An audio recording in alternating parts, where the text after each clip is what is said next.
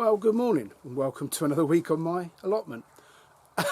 And this is my third attempt at an introduction because I keep going off into a rant. I promise I won't do it this time.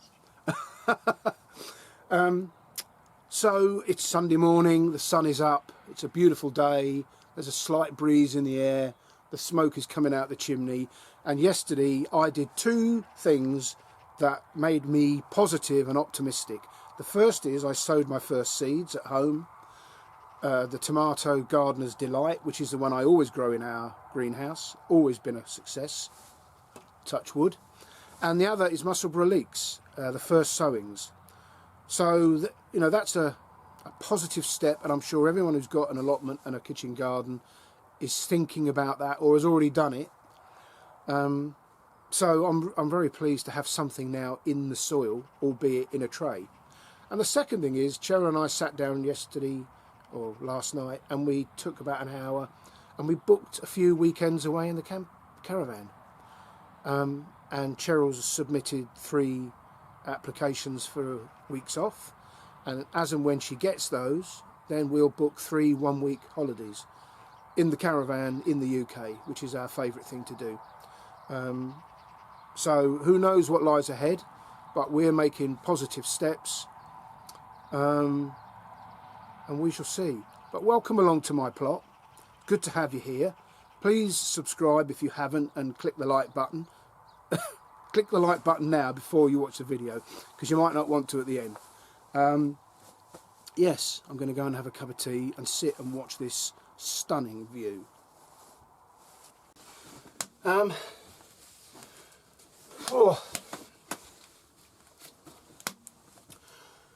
Well, with the world the way it is right now, the immune system is something that we should all take a little interest in. And I thought I'd like to read you a little extract from the book How Not to Die, specifically about the immune system. And you may find this interesting, it may not be interest to you. Well, if it's not, turn off. But I find it fascinating. We live in an ever increasingly technological world, and of course everybody's talking about the vaccine that's going to save us. And you've got your own opinion on that, and I'm not going to talk about that. But personally, I think nature has equipped us beautifully to deal with these kinds of pathogens and viruses that come along. That's the reason we're still here after millions of years of evolution, is because we did cope with these things. And I tend to lean towards nature rather than man's technology. I think nature is a synergistic thing, and by that I mean, you don't just eat blueberries to stop cancer, although they have anti-cancer properties. You eat the full range, and when you eat the full range of natural whole foods, it's no coincidence that nature has designed this such that when you do that, you get the full range of goodness in a way. For example, vitamin D is designed to be absorbed by being in the sun. We evolved around the equator, and we're designed to live under the sun and absorb the sun in a way that creates vitamin D, which is actually a hormone. And that's how we get it. So to go to a Boots the chemist and get a pill and pop that in your thing and say that's vitamin D sorted seems a bit silly and naive to me. Anyway, I'll read you this and see what you think.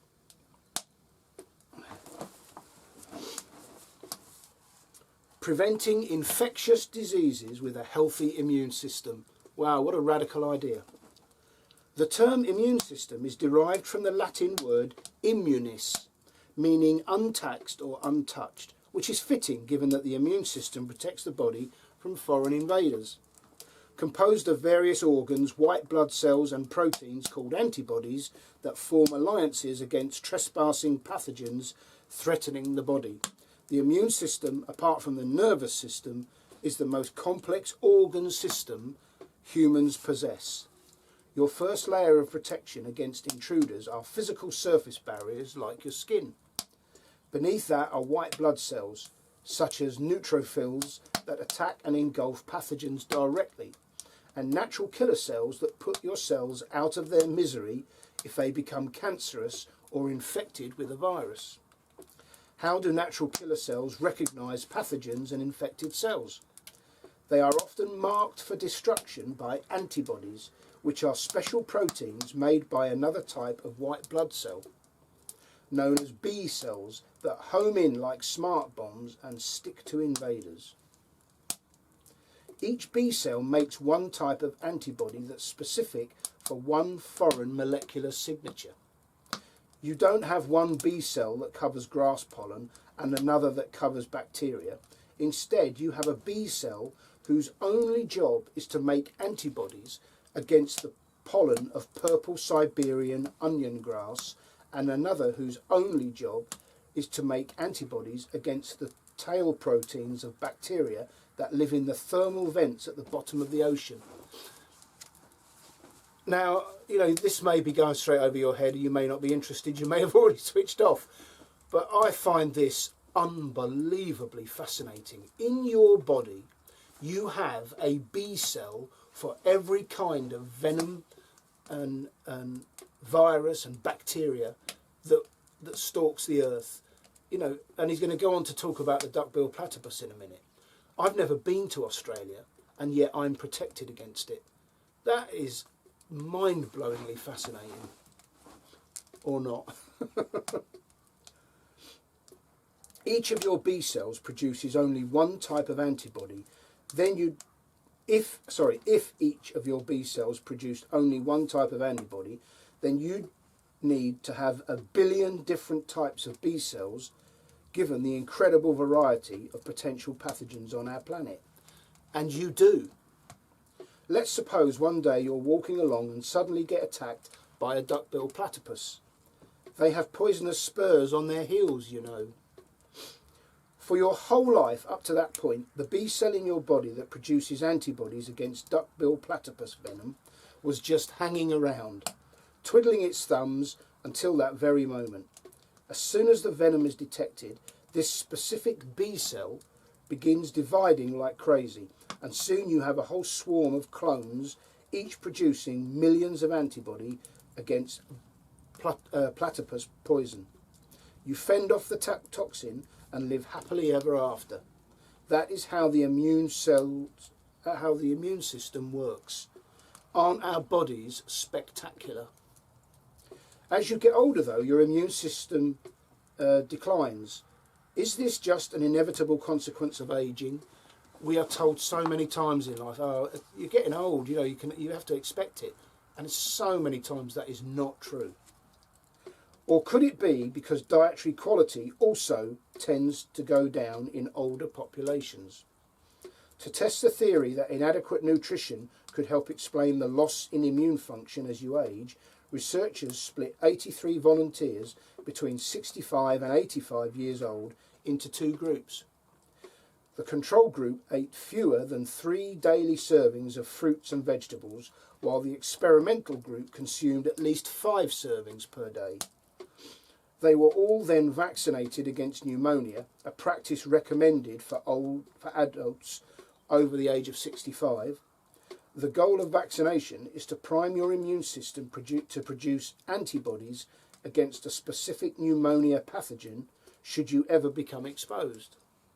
Compared with the control group, people eating 5 or more servings of fruit and vegetables had an 82% greater protective antibody response to the vaccine. 82%. Now, whether you intend to take the vaccine that's coming up or not, that's remarkable. And that's what you never hear, you know, you don't hear this in the news. If you're going to take the vaccine, if you eat 5 or more servings of fruit and vegetables a day, every day, you will have an 82% greater response to that vaccine. Wouldn't that be helpful instead of all the drivel that you hear on the BBC? Anyway, I won't go on because I think that's enough. But this book, How Not to Die, by Michael Greger and Gene Stone, I've shown you it before, and I've had commentators that have said they've read it, and I think that's wonderful. You know, you can keep your Dickens and your Shakespeare. I think every school child should read that. I find that fascinating. I hope you do too.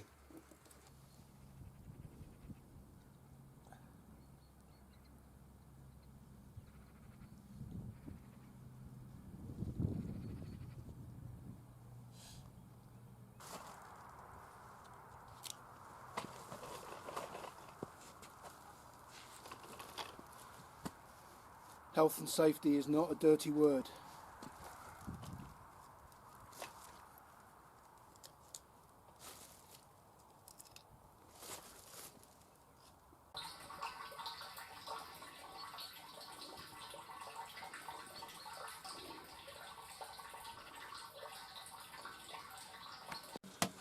So I just spoke a little bit about the sheer power of fruits and vegetables with regard to the immune system.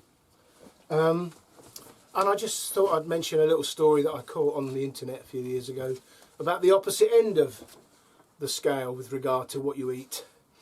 And this is from a chap called Michael Pollan, who is a food journalist, an American. And this is, although this story takes place in America, the problem is exported all over the world. So, the McDonald's chip. Now, you know that you go all over the world. You can go to China, Singapore, America, the UK, and all over Europe. And you go into a McDonald's and the food will always be identical. That is one of the appeals of it, of course. But the McDonald's chip, they use a particular potato because they want that little red container with the chips that sort of flow out of it, or the fries, if that's what you want to call them. But in the UK we call them chips. And it uses a particular potato called the russet Burbank potato. It's a very long potato which consequently is made into these fries. And they are very difficult to grow, and they have a particular problem that is net necrosis. And it's the little brown marks that you get through the potato. Well, of course, they don't want that in the potato because it blemishes the final product.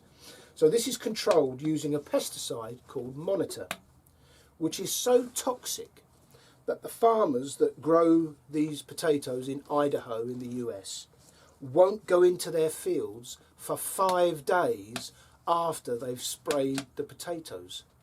And if the machinery breaks down that's spraying them, again, they won't go out to fix it for 5 days until it's dissipated. Can you imagine living near those fields? I can't even begin to imagine the health problems people must have. It's so toxic they won't go outdoors for 5 days. When they dig the potatoes up, when they harvest them, they put them into these vast barns and they leave them there for 6 weeks to gas off this pesticide.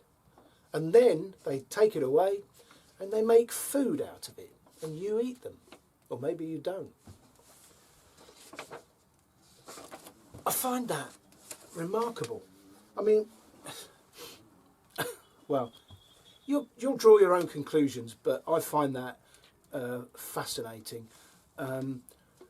We're so busy working out how, we forgot to ask the question why. Anyway, you might think of that next time you pop into McDonald's. Good luck.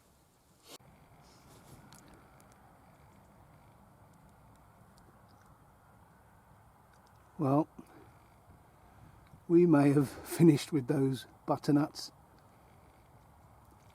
but somebody hasn't. Occupational hazard of the allotments, I suppose.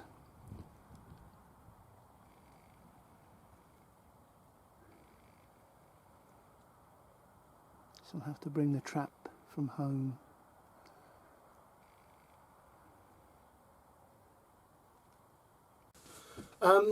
I'd like to mention a comment I had on I think it was on my last video from Mike.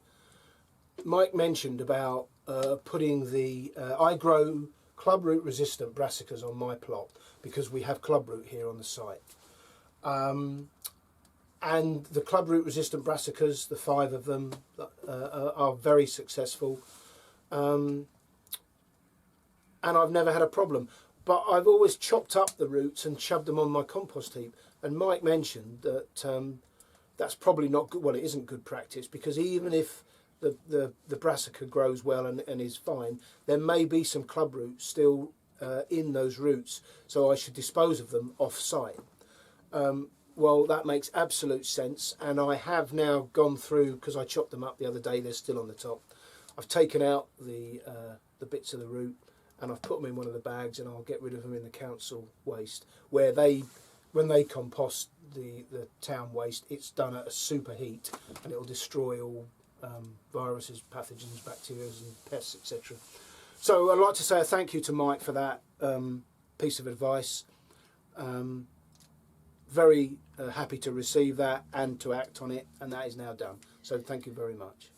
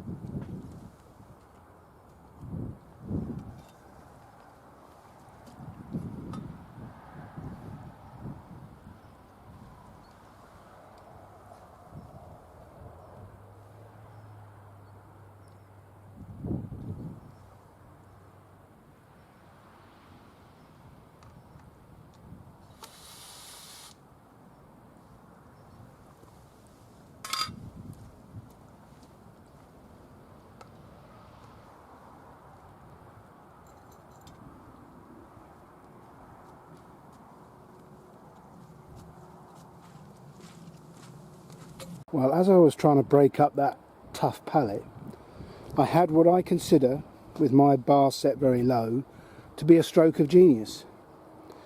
So I've left some of it intact and used it as a walkway. I mean, in the summer it's not really needed because the ground's a lot firmer, but it looks nice to my eye. And it saves me having to break up that pallet, so I'm cheating really. Anyway, that's the P frame, good to go, ready for March, April. Well, I've taken the plunge and I've bought a couple of blueberry bushes, and these will grow when, you know, in 3 to 4 years these will be 6 feet high, and at the peak of their cropping season or cropping life. The key thing about blueberries is they're acidic. They have to have acidic or ericaceous soil. So if you're planting them into normal soil, it's worth investing in some ericaceous from the garden centre. A good rule of thumb is to look around, you know, whether it's your allotment or gardens, look around the local area and see if people are growing rhododendrons, azaleas. If they are, and they're in the ground, then you've probably got acidic soil and the blueberries will be fine. But I'm not sure around here. This is all farmland. There are no domestic gardens. And the blueberries I've got are in a raised bed that has got ericaceous soil in. So I'm just going to repeat that. They are superb. We had a wonderful crop last year. In fact, we're still eating the frozen ones on our breakfast of a morning now. And they're a high value crop. A tiny little tub is worth, you know, you buy that in Tesco's for £2. So yeah, I'm very pleased. I've got 2 of these, got them from the garden centre today, and I'm going to put them in now.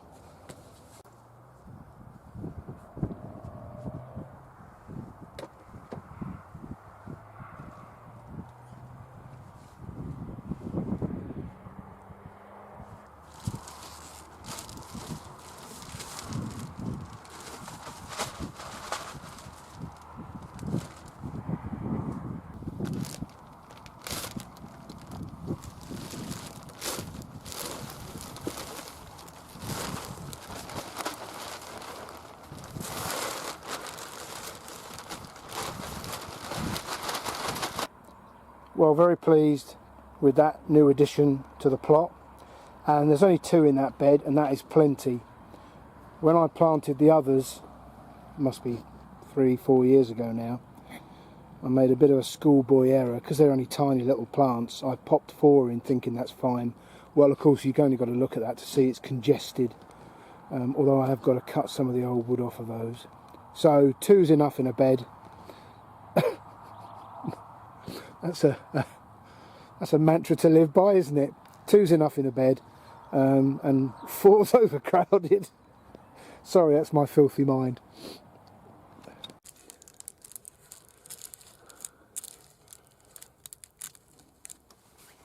Let's get that fire on. Well, it's a beautiful, cold, crisp January morning.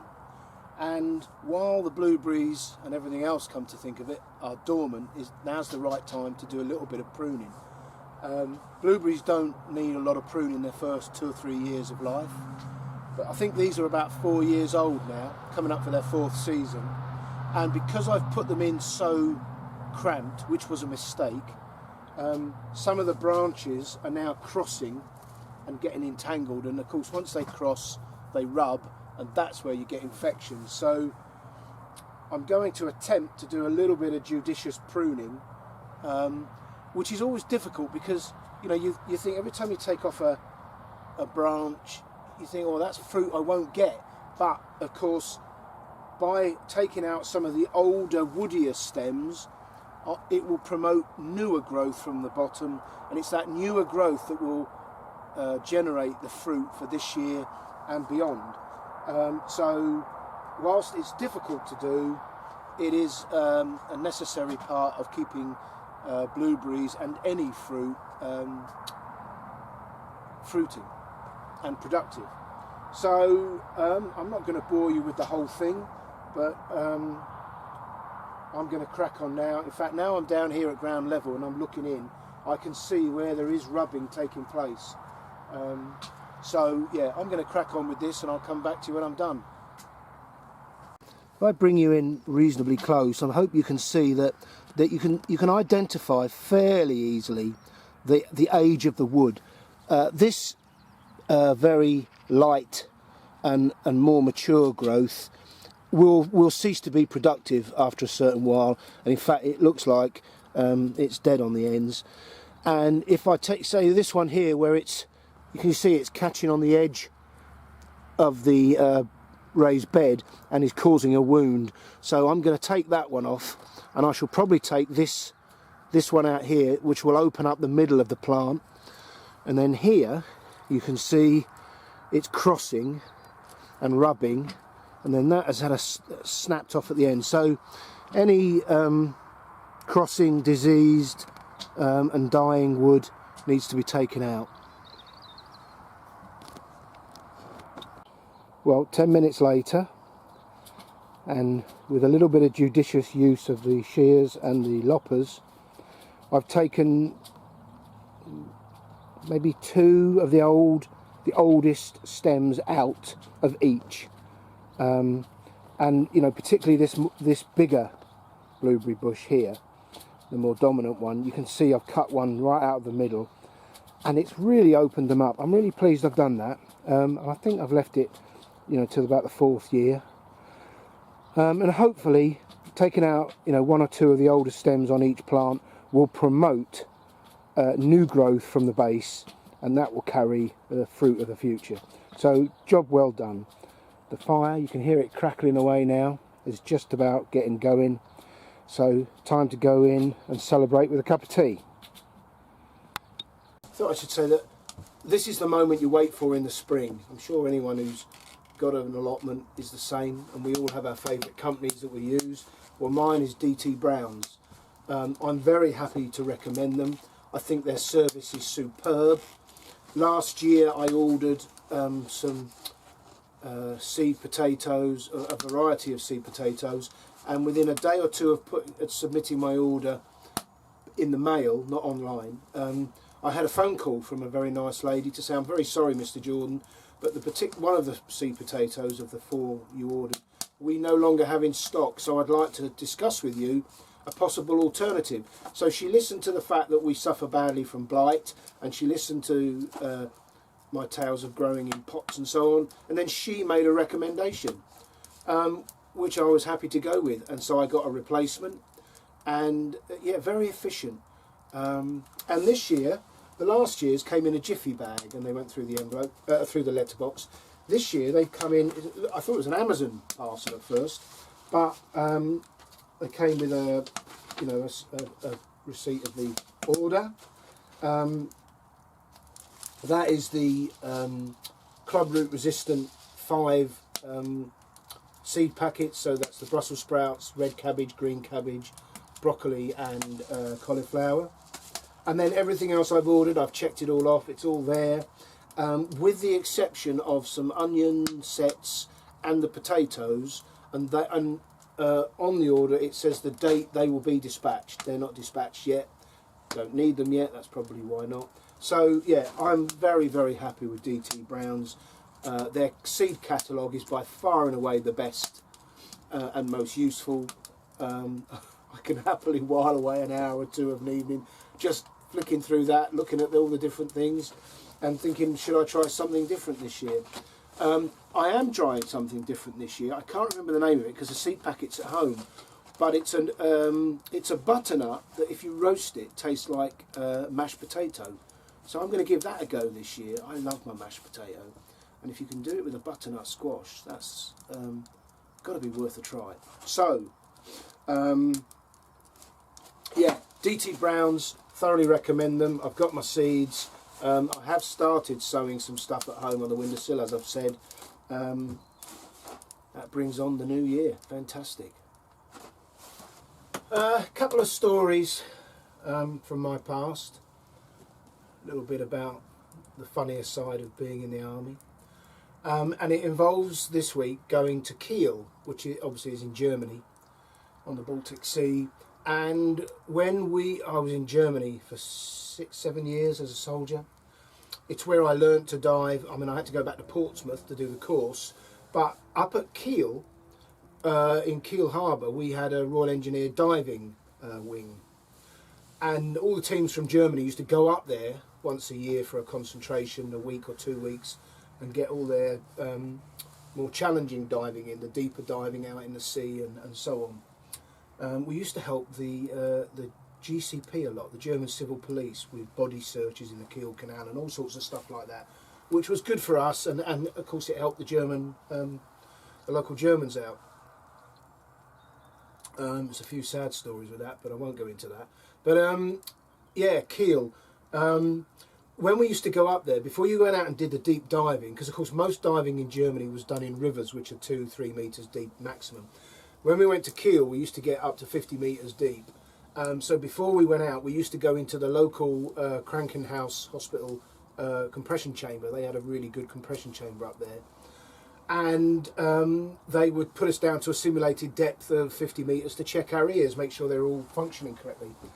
And so, you know, this one time we went up there and we'd had a night out the night before, and you've got to be careful, obviously, when you're diving, that you don't drink too much. It was frowned upon, but you know, you have a couple of beers before you start the week's training, and that's what we did. So we had a night out, and the following morning we went up to this chamber, and we did the simulated depth. It's an 8-man chamber, so there was 8 of us in at a time, and you're in there for quite a while. You know, with the decompression coming back up, about half an hour, 40 minutes. And one of the lads had struck lucky the night before and got himself off with a local lady and had gone back to her place. Anyway, and I'm not going to comment on the moral situation, but he was a married man.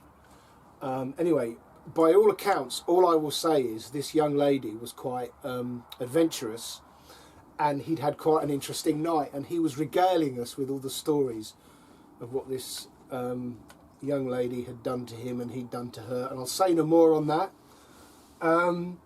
but it was quite interesting. And what made it even better and funnier was that at 50 metres simulated depth, the pressure presses on your vocal cords, so you talk like that. So of course the moment you get down to that depth and he starts telling these stories in this funny voice, well, we were in shreds of laughter. Anyway, 40 minutes later the chamber comes back to the surface and we all step out, and the German operating the compression chamber came up to the boss and said, you know, here's the tape. And we said, tape? He says, oh yeah, we video every use of the chamber, you know, because obviously for medical things it's good to have evidence. He says, and this is the tape of your dive. Wow. So this bloke has just spent 40 minutes telling everybody in the chamber what he was getting up to as a married man, and now the boss has got a VHS tape of the evidence. Well, there's a couple of lessons there. First of all, you know, if you're a married man, do the right thing, which is the first thing. The second thing, if you're going to do the wrong thing, don't tell people. And if you're going to do that and tell people, don't get it taped. I think we had, at the end of every year, we had a dive-in do, and we all came together and we had a bit of a shindig and had a few beers, and that tape was raffled. Not when the wives were there, obviously, but he bought it back, and if memory serves me right, he paid 200 Deutschmarks to get that tape back, because of course all the other fellas were deliberately you know, putting in bids to make him, because he knew he had to end up with that tape, which I think went on the barbecue at the end of the night.